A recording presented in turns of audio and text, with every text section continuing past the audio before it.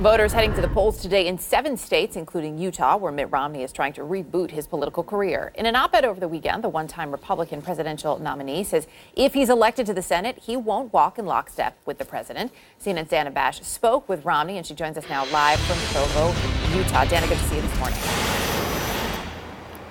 Good to see you too, Erica. Look, Mitt Romney, if he wins today's primary, is almost surely going to be the next U.S. Senator from Utah because this is such a Republican state.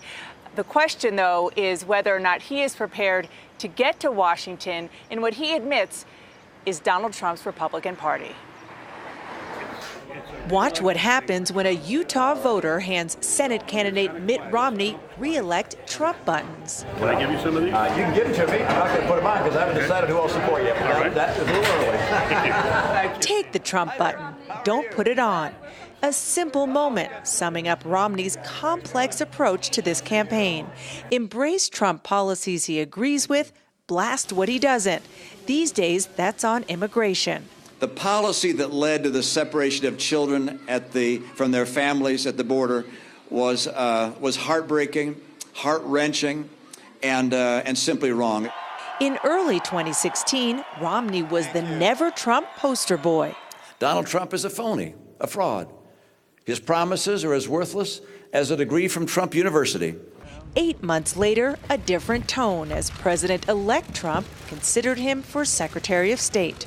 These discussions I've had with him have been enlightening and interesting. When you go to the Senate, which Mitt Romney is going to go? The one that called Donald Trump a fake and a phony, or the one who talked to him about being Secretary of State? I believe I've made it pretty clear that I'll stand with President Trump if the policies he's proposing are good for the state of Utah, for other states, for the nation. On the other hand, if he were to say something that is divisive and significant, something which were racist or anti-woman or anti-immigrant, then I feel a moral responsibility to speak out. The few Republicans doing that now, from Jeff Flake to Bob Corker, are retiring. Is that one of the reasons why you're going to Washington? I recognize that if you're in Washington and you're elected as a leader of our country, even though you're only one of 100 in the Senate, you need to speak out on things you care very deeply about. At 71, this two-time GOP presidential candidate thought his campaign days were behind him. Then Utah Senator Orrin Hatch decided to retire and urged Romney to run for his seat. I did not expect to do this after I lost to Barack Obama. Did you know I lost? Did you know? Yeah. Wife Ann pushed him to do it. And she said, well, you can get more done for Utah and for our country than the average junior senator from Utah. Romney first ran for Senate a quarter-century ago in Massachusetts, challenging Ted Kennedy and losing by 17 points. He later ran for governor there and won.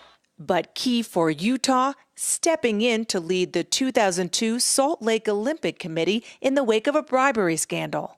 His GOP opponent calls Michigan-born Romney a carpetbagger, but his ancestors were early leaders in what is now Utah's large Mormon population. I joke that I'm a 5-generation Utahn, but my dad and I took a little time off for our business career. Running for president, Romney was known to make awkward statements that landed with a thud. Not in Utah. Hostess Twinkies. That's right. Those were built about 2.5 years ago, but I'm told they're still good. A longtime confidant tells CNN Utah is a natural fit for Romney. But what about being one of 100 in the Senate? I spoke to one senator who said, "You're going to hate it." It scared me to death. But, you know, this is a time that's critical. It is fascinating to see. In all seriousness, though, Dana, we heard him say, oh, Ann pushed me. Why does he want to go be one of 100 senators at this point? You know, I asked him, Erica, or I told him that I have spoken to so many former governors and CEOs in the halls of Congress who look at me and say, wow, this is really different. It's hard to be one of 100. You have to learn the art of legislating. He says he understands that, but he obviously will not be your typical freshman backbencher. He has a national and international platform. He knows that, and that is why he is going. He wants to get back into the game. Public service, he says, is obviously his thing and has been for a couple generations in his family. But Erica, you know, the thing is about the kind of seeming to kind of have it both ways. What we found in talking to voters is there really is a split. Some want him to toe the line with the president, and some say we want him to go there and be a counterweight to Donald Trump. That might explain why he's saying both things. Yeah, why he's and why he penned that op-ed to make it very clear to everyone how he would be reacting to it. Exactly. Dana, I appreciate it. Thank you.